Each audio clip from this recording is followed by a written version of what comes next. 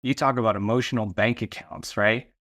And there's no better way to fill the other person's bank account, emotional bank account, than you telling them something that is deep inside your heart, an emotion that they will probably react like, oh my gosh, now we have a space that we can all share. Our guest today is an international speaker, recently speaking on the Private Wealth Reset at Oxford Union in England.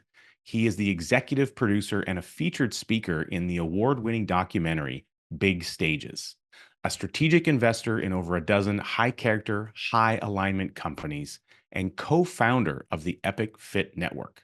Together with his wife, Amy, they co-head A Reading World, which is a non-profit focused on building libraries and supplying books for schools in Uganda.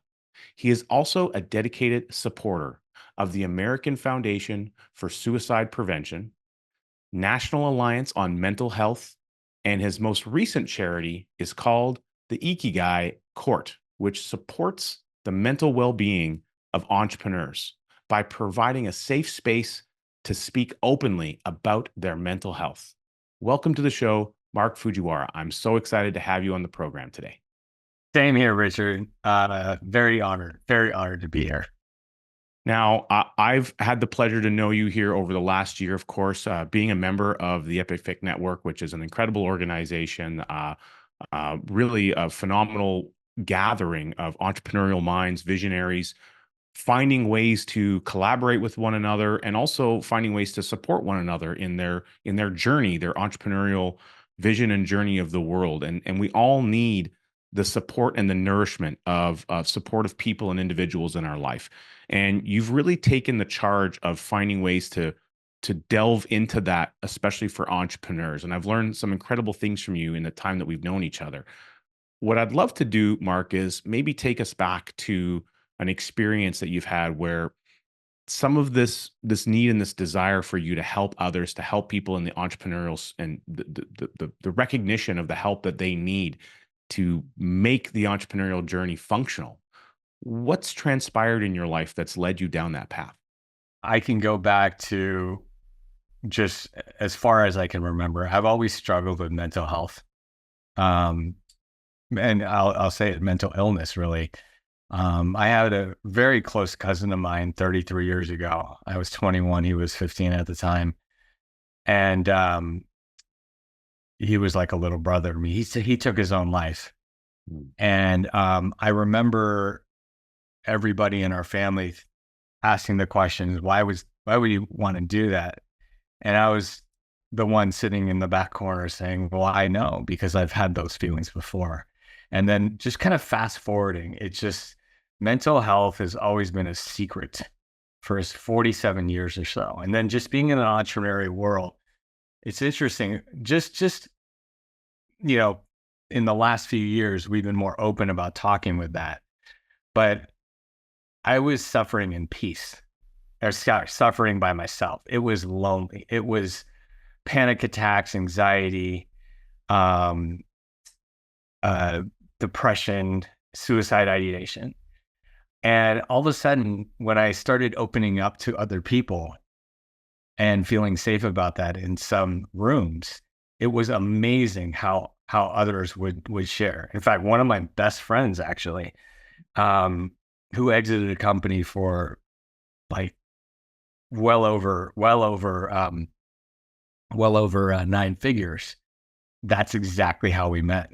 We met not talking about what we do, but about our mental health struggles. And within 10 minutes, we both shared just the deepest and darkest secrets and feelings and emotions that only, I believe, our wives knew. It's incredible. Just the ability to have a conversation like that with someone that you kind of just met, but how the similarities, maybe the experiences that you've gone through, perhaps maybe magnetically drew you together so that that conversation could be had. And so being able to have that discussion seemed like almost a bit of a pivot point for you to a degree. Is that a fair assumption? That's absolutely correct. And it's interesting because I know me and him would go on these hikes or runs and stuff. And one day he kind of looked at me, he goes, what do you really do actually? Right? Like, what do you actually do for a living? And I actually think that's the most beautiful way to know somebody. I want to know about their character. I want to know about who they are, what they struggle with, what brings them joy. And you're absolutely right, because I got to really experience what goes on in a mind of someone that's sold their company. And for, just being in the business of helping people sell companies, all of a sudden it really hit home, which was, here we are in this industry, call it what you want, private wealth, investment banking. And the focus is on to get the highest price, right? And to exit with the least amount of taxes. And then you allocate the money so that you can have enough income for 1, 2, 3, 4, 5 generations or whatever. And no one really addresses the elephant in the room, is like, almost every single one of these people suffer. And why is that, right? You have all this money in the bank and you're lacking purpose, because now you have those 12 hours a day you were working, you're sitting at home, right? And most of these people don't plan because they think money is going to bring them happiness. And that's a bigger problem. When you think money is going to bring you happiness, or I can golf all day, or I can surf all day, or train for triathlons all day, all of a sudden it becomes reality that this isn't fun. This isn't what's lighting me up. So I feel like recently, with those types of clients, that's what we're addressing before we even talk about what price you want to sell your company for. Because I'll tell you one thing, on my phone here, because I have 16 people on my speed dial, right? You know this, it's a 24/7 person who can call me anytime. And we have a pact: before you think about hurting yourself, you got to call me. This rings during the night and I would pick up. Or you text 911 during the day and I will pick up. And I have 8 exited entrepreneurs on this phone. Okay. Mm-hmm. 2 in the last 6 months have called me because they were thinking, and they knew how they were going to do that. That's the scary part. They were thinking of taking their own life. And so that's kind of what I started to see very quickly as I became aware of that. Now, your own scenario and the things that you've grappled with over your own life, and where would you say that you've seen that develop, or what are the connections? What are the interconnecting web of scenarios around entrepreneurial life that you think maybe stems some of this? I mean, mental health exists. We all have some form or battle of, we're always trying to make our way through life. Life throws us curveballs. It gets in the way. We're constantly trying to figure our way through challenges and problems. But what is it about the entrepreneur specifically, and your experience in dealing with people, helping them groom companies to sell, selling companies, and so on, and just your experience in you're involved in a lot of coaching groups, networks, you're a very well connected individual. What is it about entrepreneurs and the struggles that they have that you think there's a lack of awareness on mental health issues, and maybe there's just not enough resources for them? What is it that you think that perhaps they're suffering in silence to some degree more than some other people might be? That's a phenomenal question, Richard. The thing is that I think everyone struggles from some sort of mental health issue, right? If you're really honest with yourself, whether you're an entrepreneur, whether you're retired, or whether you're a corporate person, it doesn't matter. You struggle in some way, shape, or form on that, if you're real with yourself. And then you take the entrepreneur. Now, what really, in my experience, and a lot of others' experience, entrepreneur or not, when you have something that kind of throws it off, and what can throw it off? Trauma, uncertainty, loneliness really throws it off, actually. So you take all of that, you take the life of the entrepreneur as opposed to someone who works a 9-to-5 job. And I discovered this early on, is just like, you go from these highs to the lows, right? Everything is on you. There's a lot of pressure. There's a lot of pressure that Richard, we love. There's that a lot, but there's also pressure that we don't really love. And then too much, because we got to do it ourselves, accumulates over time, and they come in different forms. Maybe we have an outburst, like an anger outburst, or anxiety, or maybe we start to spiral into depression. But I feel like the other thing I talk about is loneliness. loneliness as an entrepreneur. Because think about, like, I don't know, this is what I get when I go to functions where most of the people are not entrepreneurs. And it's like, I can talk about surface level things, but once I start talking about deeper things, they don't really get it. They don't really get the mind. They don't really get the fact that we can't shut off from our business. It's 24/7. And there are times when we're by ourselves. There are times when we have to do the work and everybody else is sleeping. I even say, like, my own friends and family don't really get me. And then they see that I'm an entrepreneur and I do well, right? That's the image that they see. Right. So it's very difficult for an entrepreneur to talk to a regular person, a non-entrepreneur, and say, "Hey, I'm struggling. I'm depressed. I'm so anxious about what's on the other side of this. Um, oh gosh, I get so angry when things don't work out." They don't get that because of the fact that it's a certain. Of course, you have to live it. But I feel with all those components, I mean, it happens on a regular basis, right? We could be going, you get this, we can go going straight up. This happened to me yesterday. It's going right in the right direction. And then something throws it off, right? Oh, this is uncertain. And all of a sudden, my mental health struggles, which is like this small, become this big. And it starts to grow and grow, especially if we don't have someone right next to us that completely gets us. Yeah, the importance of having that line of communication where you can speak in the same language to some degree. And I'm excited to delve more into this because I think we're uncovering something that needs to be discussed and that people need to be more aware of. And I want to get into this deeper when we come back after these messages. Have you ever wanted to be a part of a network of visionary entrepreneurs? People who get you, who understand you, who think differently?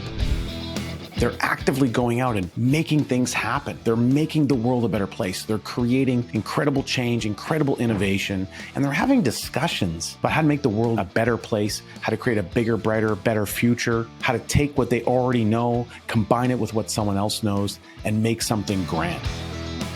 Well, you're in luck. There is such an incredible network. It's the Epic Fit Network. You can go to theepicfit.com to learn more. Apply to be a member of this incredible organization. I'm a member and I love it. It's been fantastic. And I can't wait until we have more amazing people just like you joining this incredible group.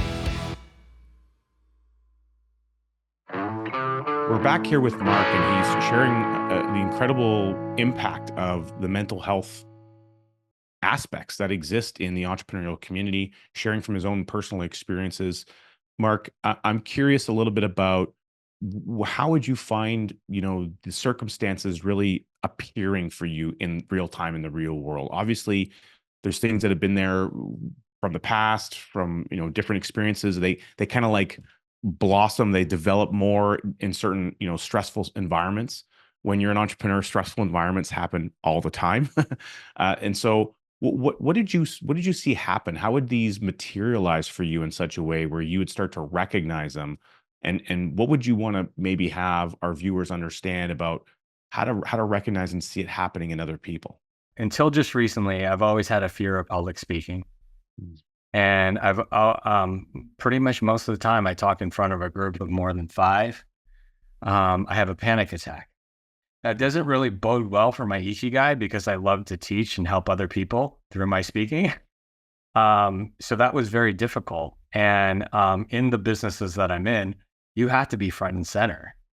And so it was rough, I would tell you. If it was, I to kind of put things in perspective, I was going to talk to a group of high school students, and it wasn't a large group. I think it was about 15 or 20 of them. And I was talking about how, why you want to find your ikigai and what I do for a living. And I just remember having the worst panic attack before I got not even on stage into the classroom, right? So this became very evident. Now, I will say though, that once I started to feel like it was accepted, then all of a sudden that started to go away. And I kind of shifted it in a way. And accepted, I mean, because I've kept all these mental health struggles a secret for so long. It wasn't until about, let's see, I was 47 at the time when it was this massive spiral. And I just, it was one of my talks. I went outside my comfort zone every single day for 100 days. And then all of a sudden I told one of my cousins, about everything, about the panic attacks, the suicide ideation, depression, ADHD, everything that was going on. And all of a sudden it was just like, she told me that she had those same struggles. And it was like, oh my gosh, that was the best kind of therapy. No pill on the planet could take place of that. And so I slowly, I'm not going to say quickly, but slowly started to see these opportunities where I can share with other people. Because what was happening is, because I'm very empathetic, I love to help. And it's like, wow, if I open up like this, that other person would open up and they would get that same feeling as I. Because I got to tell you something, being in this private wealth business for so long, I have to ask the question, what's your charitable cause? And they'll say something like, oh, it's this because I have a story behind it. And I would so all those charities that he just listed off, I've donated thousands of dollars, but not until I was 47 did I ever tell somebody that I supported mental health charities, because I didn't want to get found out. I didn't want that client to find out that, whoa, he's weak. He might jump off a bridge. So I don't want to keep my money here. And, that was just in my head. I remember it was like the day after I told my cousin, I told the client what my cause was and why. That completely shifted the way I managed her portfolio, because that client opened up about one of his struggles. So that struggle, by the way, he thought he could achieve it by making more money or by selling his business at a higher price. And I said, no, there's a very easier solution, and we could sell that company right now. Why do we kind of keep this inside? Why do we keep it inside? Because we're afraid someone will judge us. That's it right there. And I got to tell you, every single person who I ever said something about my mental health struggles has never, ever walked the other way, has never, ever walked the other way. In fact, almost all the time, it elevates the relationship. It makes them feel safe as well. You're creating an environment where you yourself get an opportunity to share what's important, what matters. You're speaking from truth, and you're giving people permission almost for them to be able to do the same thing. And it takes a lot of courage. And you mentioned character earlier. In fact, I had another recent interview with a wonderful gentleman who speaks all over the world about the topic of character. His name is Lawrence Reed. He was the president emeritus of the Foundation for Economic Education. And when you talk about courage, and I think anyone listening will recognize that it takes a lot of courage to step into a conversation, certainly a room, and to share, some very deep personal aspects about what's going on, a struggle. It's hard to talk about struggles in general, let alone struggles around our mental health. And so I really resonate with the power of that. And you mentioned something as well. And so for our listeners, I'd love for you to share, what exactly is Ikigai, and why is that important to you? It's a Japanese term that I've learned from you, and I think it's important that we share that with who's watching today so they can understand why that term matters. Thank you, Richard. Yes. Ikigai is actually right. This is it right here. It's tattooed on my arm. This is how I was raised. And Ikigai, on the surface, Ikigai means high level purpose. But really, what does high level purpose? What does really Ikigai mean? And to simplify this, it means doing something that checks off 4 boxes. It's the hedgehog principle, if you will. So for 1, you're doing something that you love. 2, you're doing something that you're pretty darn good at, right? Number 3, you're doing something that makes the world a better place. And number 4, it's providing your family with some sort of capital, usually financial or emotional. Now, you may say something like this: well, you playing with Stella, she's my 5-year-old, is not Ikigai. Well, yes, it is, right? Think about all those boxes that are checked. We're getting emotional capital. And by the way, emotional capital creates financial capital, in my opinion, if you want it.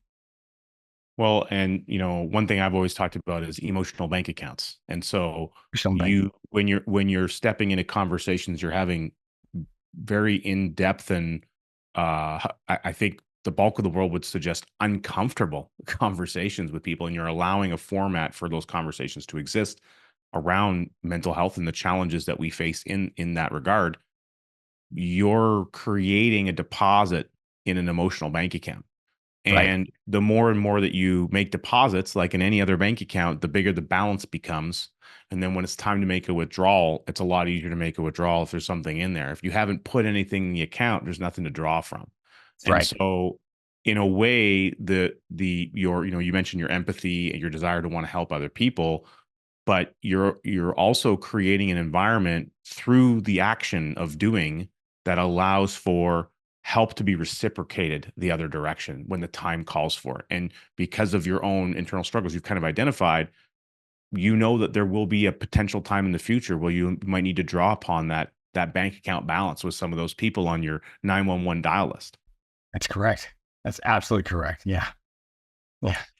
So when you think about going through that experience now, and you mentioned, at 47, a lot of this started to occur for you. And just to give people context, I mean, at the age of 47, a lot of experience has taken place. Mm. And, you've been in business a long time, you've helped a lot of businesses, you've grown a family, you're married with children. There's so much taking place. How is it that we should think about people that we know that are in our circles and recognize that they could be at any stage in life and they could be going through something we don't even know is happening in the background? It's kind of like everyone that we see, if we take a scan around, they're all just ducks on a calm pond, but underneath the surface, those feet are just giving her. Yeah, that's a great question, Richard. I think that for one, if for being a depressed person, or someone that has suffered from depression all my life, we're the people in the room you never ever consider to be sad or have any kind of mental health struggles. Mm. I did a little talk for my oldest daughter and her friends one time, and the premise around it was that I went around the room and said, "Hey, give me 3 words that describe me," and it was I got things like happy, joyful, positive, right, uplifting. Um, you kind of get the picture of that. No one said depressed. No one said anxious. But it surprised the heck out of them when I told them that I suffer from depression. Mm. Just like half the room, actually, as I was talking to. And I feel like, so the things not to do is just say, "Hey, are you depressed?" Right? Don't just go up to your friends and start asking if they're depressed. The best way to do that, and which is why I find just being an open book, if I feel safe in a room, like I did the other night, 2 nights ago, I am filling in for a dad's group, a very high level dad's group. And I asked that question actually, what is courage and what makes you courageous? Or when were you courageous? And we kept going back to courage is vulnerability. Mm. Courage is doing the uncomfortable and showing up as your highest, truest self when you don't want to be your highest and truest self. And so what do I mean by that though? So when someone asks me a question, I'll tell them the honest answer. If someone asks me for a challenge that's going in my life, I'm not going to be like, "Oh yeah, Nvidia stock went down today." I will go a lot deeper. And I was like, "Let me tell you about a panic attack I had about 2 weeks ago." And that kind of scared me. And that's the best way to have other people, by being honest and your true self and actually being vulnerable about your feelings. There's nothing, no, there is, this is just a beautiful way. You talk about emotional bank accounts, right? And there's no better way to fill the other person's emotional bank account, than you telling them something that is deep inside your heart, an emotion that they will probably react like, "Oh my gosh, now we have a space that we can all share in." Amazing. And with that in mind, we're going to circle the wagons and we're going to start getting into the concept, the idea of recovery and how important that's been for you on your journey and the people that you love to serve right after these messages. In the year 2009, my life completely and totally changed. Something momentous and incredible happened to me. That thing was this incredible book, Becoming Your Own Banker. It was written by my mentor, an amazing friend of mine, R. Nelson Nash. It completely revolutionized and changed my entire life. You can learn all about it by registering for a free on-demand webinar at learnibc.com. Take the initiative, you won't regret it. We are back with Mark here, and we're delving now into the circumstance around how do we overcome these mental health challenges, talking about it, getting the doorway open, beginning to recognize that a conversation should happen is a good start. And you mentioned during one of our breaks when we were chatting about recovery and the role that's played for you, and how can people seek and get recovery. You're involved in a lot of charities. Talk to us a little bit about that so that we can give people watching some tactile tools and advice on how to move forward, find themselves the kind of help that they may want or need, or they can help a friend or a family member, an entrepreneur that they know, be able to access the right kind of resources. 40 days ago, I finally admitted I have an addiction problem. Now, to answer the part about how do you know when someone's going through an addiction phase, or even the stages before that, because there's signs. For me, it was a lot of stress. This year started out with my mom falling down, her Alzheimer's just spiraling, she going to hospice. I had a close friend that is that I was actually two that I was supporting in terms of their mental health. I mean, it was getting, we were at a point where they needed a lot of hand holding. Epic Fit was going through a nice stage. My private wealth business, there's all kinds of great types of stresses that were going on as well. Writing a book, a movie coming out, you name it. And I was also doing a lot of traveling. And so the first part was just a lot on my plate. Mm. The second part is I was starting to check out from my family. And I mean, that's part of the addiction problem. And I was starting to go and say, I got to travel, right? Feed the addiction, can feed that addiction. And I felt like I could take this overwhelm. Mm-hmm. And I started to break down a little bit, but didn't admit that I was breaking down. And my amazing wife started to see some things that were happening, right? But I was like closed off on her. It's like, no, because I was afraid she'd come in and say, whoa, stop what you're doing, right? No, good things are happening. You don't understand. So I was keeping everything. And 40 days ago, she discovered I had a problem and an addiction. And that's when I got serious. And it's like, I'm a high quick starter. It's like, well, I had already mapped out what I needed to do, right? A meeting a day for 90 days, 90 and 90, 12-step meetings. Get a sponsor. When the higher power tells me I get a sponsor, talk to the sponsor every day. And so I've been into at least one meeting a day. Sometimes I go to two. The first day I went to 4. Wow. And so the big part of that, which was I was denying I had any kind of problem, because I could do this. I could do this in front of Epic Fit. I could do this in front of my team. I could do this in front of my family. But the person that knew me the most said, "Nuh-uh. Nuh-uh. Things are going haywire. And if you're not going to tell me, I'm going to try to figure it out." And thank God she did.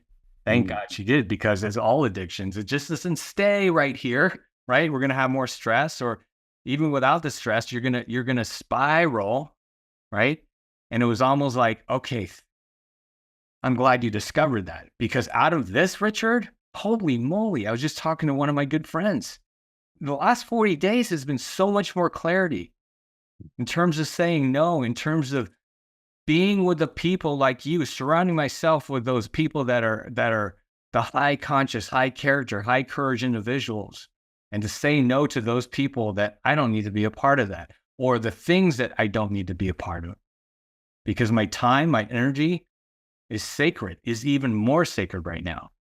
That makes a lot of sense. And I think that from the entrepreneurial side, again, thinking about the challenges that we face, and I don't know any group of individuals that suffer from workaholism more than people in the entrepreneurial community. It's something that I know I've been very guilty of, and it certainly does rear its head now and again. Something that's helped me a lot in that regard has been access to great communities and Yes. coaching. And so, I want to shout out to Dan Sullivan and the It, Strategic Coach organization. And really it's through that organization and the ripple effect of entrepreneurs that attend those sessions and the community that surrounds it. It's led me to meet and be introduced to other high caliber people like yourself in an aggregate format. And so there's this capacity to surround yourself with the right kind of people that are the right kind of people for you. What that means is there's similar lines of thinking, there's similar language that you can communicate on, and things like, as an example, the Colbier Index and some of the right. personality type assessments that are adjacent to that, that are more on the affective kind of world, that allow us to have a bit more of a deeper understanding about not just ourselves but the people that we communicate with. And I found that to be very helpful in learning and recognizing that, hey, maybe I don't need to take everything on. Learning tools, strategies, and skills, developing skills that can help offload some of the things I would normally say yes to. Instead of saying yes, I'm saying, hey, I'd love to do that, but I'm not willing to commit. Tell you what, I'm happy to help if you absolutely need me, but I'm not willing to commit to being there for every meeting and for every day. And so being able to kind of disengage from some of those overcommitted pieces, I know for myself has been very beneficial because I'm a natural overcommitter. And I recognize someone who's similar to me in that regard, Mark, would probably be yourself. And so being able to just the power of saying no. And as an entrepreneur, especially in like a sales environment, you're taught and you're trained. All the sales and training education teaches you how to get someone to say yes. And it's so interesting because I actually do the exact opposite. I try to get people to say no. Say no as soon as possible so that we don't have to spend any more time, your time or my time, and we can get that time back. If you say no right away, I can go sit with my family. I can go to the river and hang out and go dunk in the beautiful waters of the river that's 2 minutes away from my house. That environment, and I really want to recognize where the time is important. So, your wife stepping in and seeing that, being able to kind of jump ahead. You're steamrolling ahead like a bus, and she was able to get in front of the bus and stop you on the road to be able to have that pause that was necessary to think through what was going on.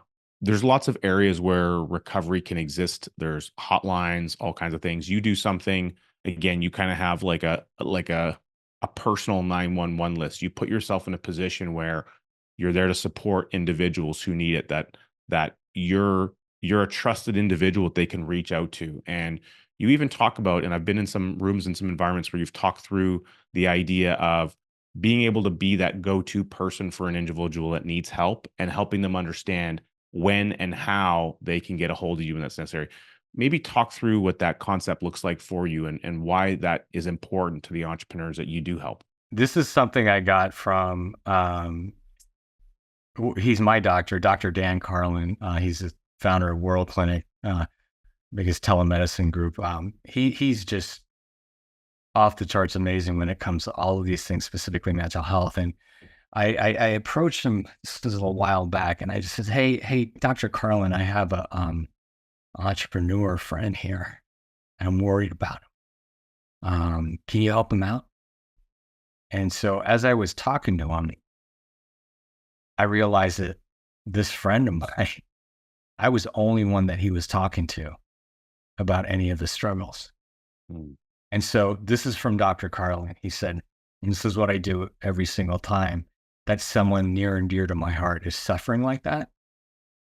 I tell them, the next time you are thinking about hurting yourself or harming yourself, before you do it, You got to call me. And I will stick their phone number so they can see on the 24/7. And I said, when my watch, the phone goes off if you call me, anybody on that list. During the day, you call me twice, or you 911 text message me, and I'm right there for you. So you could do whatever you want after that call, but you have to call me before that. And I told you I have 16 people on that list. Every single person that I've told that to has had a very similar response. Mm. Most of the time they cry, tears of joy, gratitude. I've had a few even say, I think just by you doing that saved my life. Because Wow. think about it. Think about for myself, suffering for 47 years. And then someone comes to me and says, you can call me 24/7 if you're about to harm yourself. And all of a sudden, right there, you're not alone in this process. You're not alone in this process. It doesn't matter, your family doesn't know, but you have somebody right there 24/7. And most people don't call it. And like I said, though, a couple have in the last 6 months. And it's usually, of course, not of course, but they ended up not doing it. But it's just that action that you take right off the bat. Because people are on my 24/7 who I can call anytime. And that's like just looking at my phone and saying, oh, I can choose. All you need is one, though. I can call this person. Just knowing that. And that actually sometimes prevents stops that downward spiral when you're about to pick up the phone. So yeah, that's the premise around that for sure. Amazing. What an incredible way to stand up and be courageous for others and give them an opportunity to have that need, that feeling, that peace of mind that there's someone they can reach out to. With that in mind, we're going to talk more about some innovation that you have about how to get these ideas out into the marketplace more so that more people can be served and helped through the power of communities right after these messages. What is this incredible thing called the Kolbe A Index I keep hearing about? I'm a certified Kolbe consultant, and I can't wait for you to discover what your natural instincts are. It works incredible for teams, for business owners, in families, with our kids. The more you can develop and understand your knowledge of how you go and get things done in the world and how that happens with the people around you, everything can get so much better. Take the initiative. Learn more about how this might show up in your life. As a certified coach, I'm happy to sit with you and help you understand the depth of your own superpowers. Get the process started by downloading my free guide at coachcanfield.com. Now, Mark, you have an incredible mission. You want to take the power of this idea on how you can help more and more people, entrepreneurs around the world, be able to get the help that they need, be able to satisfy how they can move forward, regardless of what might be going on in their world, the stresses that they're under. And you recognize that you can do that through the power of community. Yes. But we need to be able to build those communities somehow and to some degree of speed and expanse. So what's your vision around that? And how are you using innovation as part of that process? Thanks for sure. Yeah. So my vision is that we have a fully conscious world. A fully conscious world. And how do we do that? Do we go one by one? No. We go to the people who have the biggest networks and who are willing to share and who are willing to spread. So I get 75 in Epic, 75, but I don't want to stop there because I see the value of communities for the individuals that are in the communities. And it can't be just any community. It has to be a community of people that I call them high plus twos, give each other energy, are givers without even thinking about taking, highly aligned, high character, high consciousness, high consciousness, high consciousness. That's the important part. Because I feel for me, as I'm going up this consciousness map, the more I am higher in my consciousness with inner love and inner wisdom and towards that enlightenment part, my mental health struggles seem to go away. So we can achieve that. That's going to greatly help. The full focus at first was to build Epic Fit. And then all of a sudden I noticed that, well, I can go member by member by member. But I also saw that there was a sort of gift that I had, unique ability, as Dan Sullivan calls it, the unique ability in terms of building communities. Because I helped another entrepreneur, it was a smaller community. And I'm like, oh, it's easy. Ask a question, something simple as, what is your charitable cause? Okay, so let me give you an example of this where this really backfired. So for the other person. So if someone says, what's my charitable cause? Am I going to read from a script? Am I going to think about the things that I'm supposed to talk about? Like you asked me right up front, I wasn't just like, well, let me tell you number one, number two, number three. No, it has to flow. If it doesn't flow, that's a little red flag. And then you ask them, when you ask why, I want to hear a story. I want to hear a story. So I was talking to someone about perhaps being a member or being a client even. And I asked that question. And all of a sudden I was just like, oh, wow, that's near and dear to my heart, what you're saying. And then 2, and then 3, and then 4, and then 5. And wait, you have 8, 9, now 9 causes? What the heck is going on here? Why? And there was no strong connection there. And, you just keep asking why and why and why. And then finally it got down to, he gives to charities that can give him back introductions. He gives to charities based on the fact that how much that he gains. Right? So I always like to ask the question, what's your purpose? What's your ikigai? Define purpose. And they define purpose. And then it's like, okay, you could take this with courage. You can do anything. Now, are you at your highest dharma, your highest ikigai, highest purpose? If they say yes, it's like out the door. Okay. But if they say, yes, or no, I'm not, but here's my purpose, and it just kind of like flows out of them. So I'm helping someone build a 100-person community, and we could do it by the end of the year, $15,000 a person. Now, do I want to, you talk about saying no. And I told her, I said, I don't want to be in every single meeting. In fact, I'd like to be in no meetings. So we could put together something in terms of figuring out, this person has like a massive following. We can figure out, and I can help you figure out. Now, it's going to be beautiful once we get the AI thing going. And you can have a 5-minute conversation with a person. You can have a 5-minute conversation with a person, and then that will pick up on, are they authentic or are they not authentic? Yeah, it's very interesting because, there's a similar just general concept around, the putting a price tag on things. And, I can't remember who it was that said this to me originally, but as an example, like a strategic coach organization, and there's different layers and levels, and there's multiple groups that are incredible organizations, the things like the Genius Network, Abundance 360. And to be a part of these organizations or these networks, there's a price tag involved. And depending on the level or the tier that you want, changes the price tag. And so what I've heard from a few people is that one of the reasons that they go to, let's say, a group that's a $50,000 a year group is because they're going there for who's not in the room. Bingo.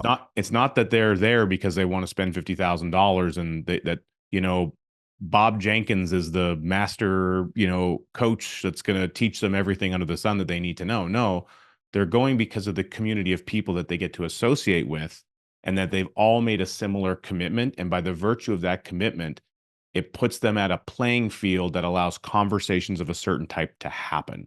And Right. so it's not that it's trying to be exclusive of other people, but by the virtue of a price tag, it automatically has people decommit from attending.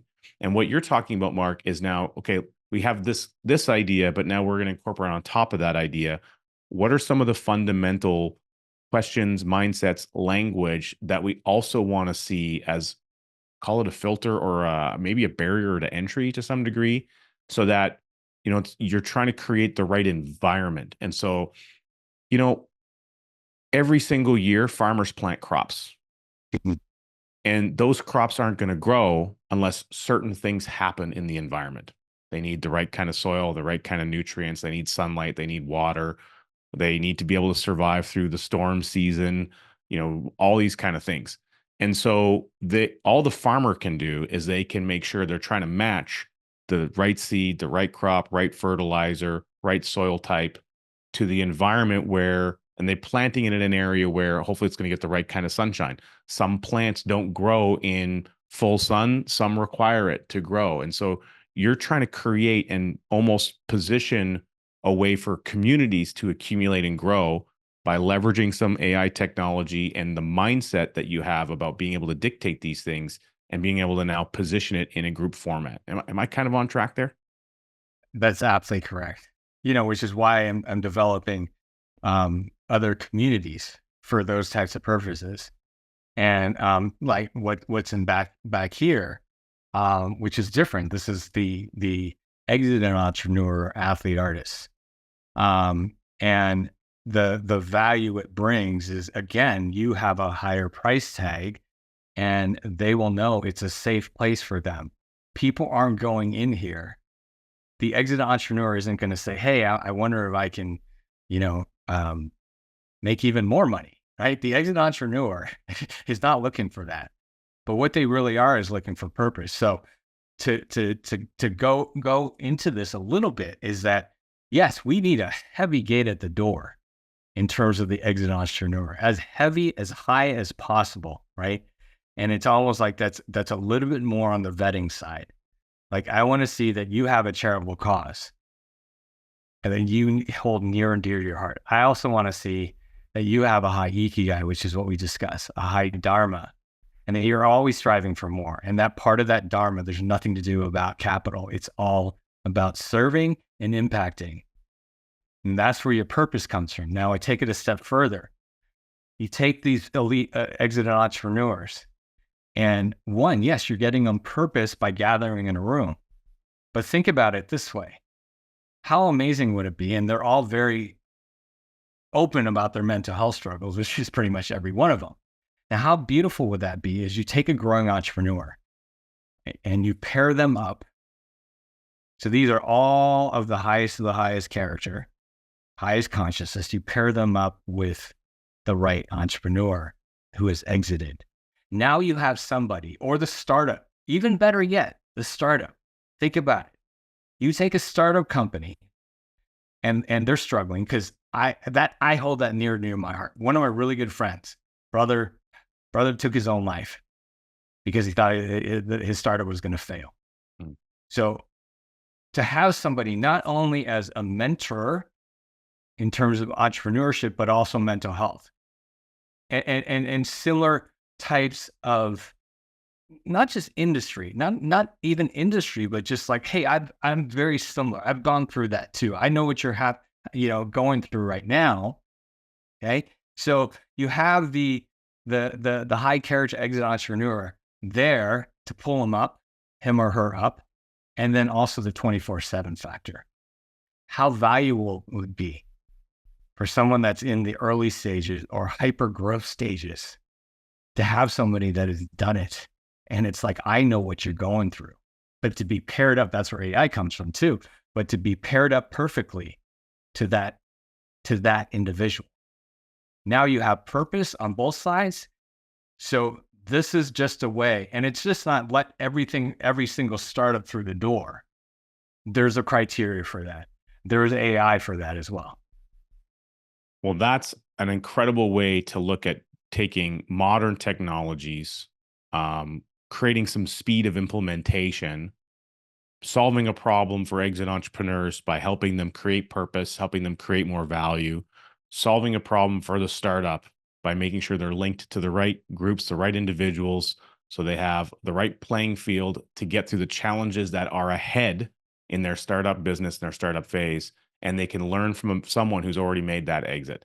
I love the concept. I love the idea. And that's a perfect way to consider how innovation is taking place in the entrepreneurial world and how we can solve more problems in the entrepreneurial space around mental health. Mark, I'm so grateful for your time and your opportunity to share your story with us today and share what you've been doing and working on and how you're supporting other people and bringing awareness to the mental health challenges that entrepreneurs face. And for everyone else, make sure you tune in next week where we go deeper into the stories of entrepreneurs and their journey and how they're overcoming challenges, just like Mark shared with us today. Thank you so much.